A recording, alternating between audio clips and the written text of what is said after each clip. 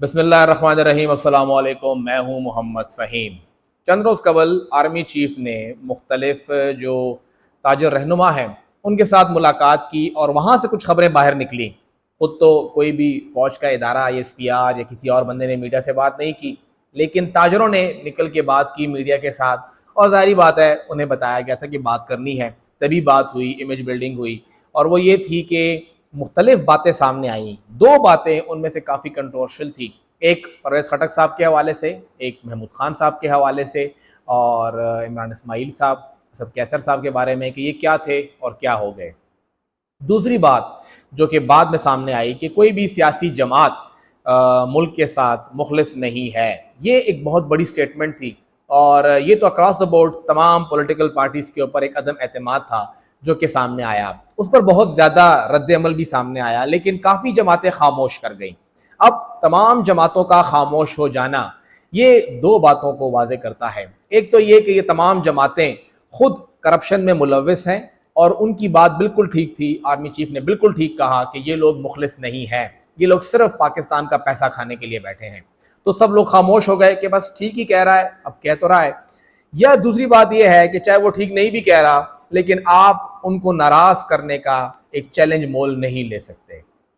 اگر وہ غلط بھی کہہ رہے ہیں کہ تمام مخلص نہیں ہیں، تو آپ اس پہ خاموش ہی رہیں کہ چلیں بس ٹھیک ہے، دو چار باتیں سنا دی ہیں۔ بقول شہزاد آفریدی کے آرمی چیف تو قوم کا باپ ہے، تو اگر باپ نے بچوں کچھ کہہ بھی دیا تو خیر ہے، کوئی بات نہیں۔ تو دوسری وجہ تو یہ ہو سکتی ہے، گو کہ بعد میں ایک اور تاجر نے آ کے اس کا انکار کر دیا۔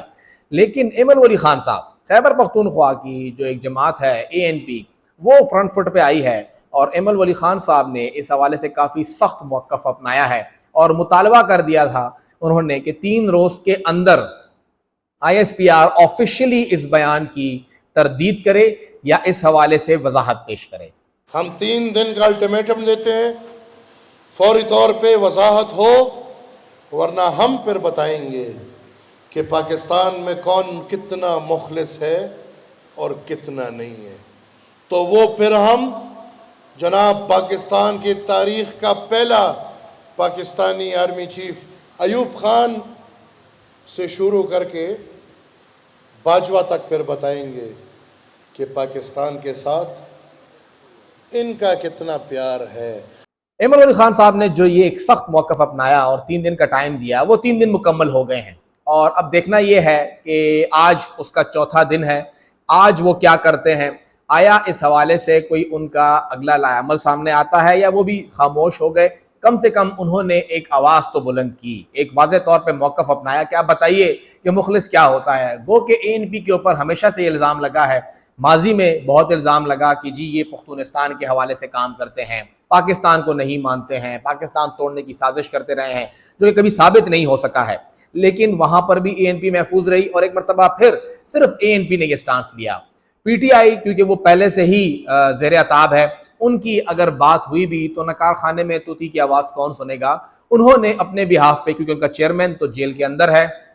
وائس چیئرمین کے پاس بھی بولنے کی وہاں پہ اتھارٹی نہیں ہے کہ کہاں سے بولے، کیا بات کرے، لیکن باقی قیادت نے ٹویٹر کے اوپر کھل کے اس کی مخالفت ضرور کی ہے کہ یہ بیان غلط طریقے سامنے آیا ہے اور ایسا بیان نہیں آنا چاہیے۔ لیکن پیپلز پارٹی بھی خاموش رہی، JUI بھی خاموش رہی، نون لیگ بھی خاموش رہی، MQM سمیت تمام سیاسی جماعتیں خاموش رہی ہیں اس معاملے کے اوپر۔ ایمن ولی خان صاحب کو دیکھا جائے تو وہاں پہ جو ان کا طرز ابھی نظر آ رہا ہے، صرف اس ایک معاملے پہ نہیں، ایک روز قبل انہوں نے ایک اور پریس کانفرنس کی، اور وہاں پر بھی وہ کافی کھل کے فوج کے حوالے سے تنقید کرتے ہوئے نظر آئے۔ گو کہ انہوں نے آرمی چیف کو سپورٹ کیا، لیکن انہوں نے کور کمانڈر کراچی کو، کور کمانڈر کوئٹہ کو براہ راست نشانہ بنایا اور کہا کہ جو سمگلنگ ہو رہی ہے، آپ اس ایک کور کمانڈر کو پکڑیں، آپ کو تمام سمگلنگ کنٹرول ملے گی۔ حافظ صاحب کو اس وقت دعا بھی کریں گے، اتنے بڑے اس کے بیچ میں ایسے ایک بات کرنا جو ماحول ہے، کیونکہ ادھر ایسے ایسے حالات ہیں کہ پھر چیف کے لیے بھی رہنا مشکل ہو جائے گا، لیکن ان حالات میں بھی اگر وہ ایسی بات کر رہے تو ہم خیر مقدم کرتے ہیں، اور ہم امید رکھتے ہیں کہ اب NLC کی بھی جانچ پڑتال ہوگی،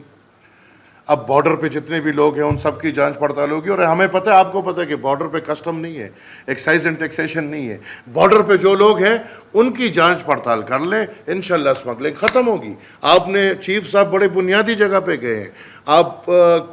کور کمانڈر کوئٹہ کو پکڑ لیں، ایک گھی کا ڈبہ بھی نہیں وہ اسمگل ہو سکتا. یہ ایران سے جو اتنا سب کچھ آ رہا ہے کون کر سکتے ہیں بھائی؟ میں اور آپ تو نہیں کر سکتے. آرمی چیف کے حوالے سے جو ان کا موقف ہے کہ ان کو سپورٹ کر رہے ہیں اور وہ یہی کہہ رہے ہیں، جو ان کا ایک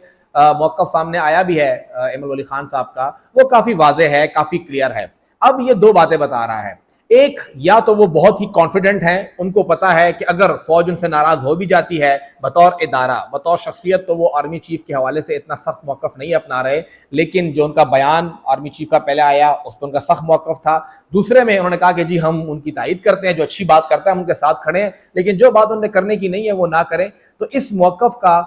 بنیادی مقصد ایک تو یہ ہو سکتا ہے کہ آپ کو پتا ہے کہ آپ بڑی آسانی سے حکومت بنا سکتے ہیں، آپ کانفیڈنٹ ہیں اور آپ وہ حکومت بنا لیں گے. یا پھر آپ اور کانفیڈنٹ ہیں کہ چاہے حکومت بنے نہ بنے لیکن آپ کو یہ لگتا ہے کہ جی ہم تو ویسے بھی حکومت بنا لیں گے اور آپ کو گراؤنڈ ریئلٹیز کا نہیں پتا. اس کا ایک اور زاویہ بھی ہو سکتا ہے. ایمن ولی خان صاحب اس لیے بھی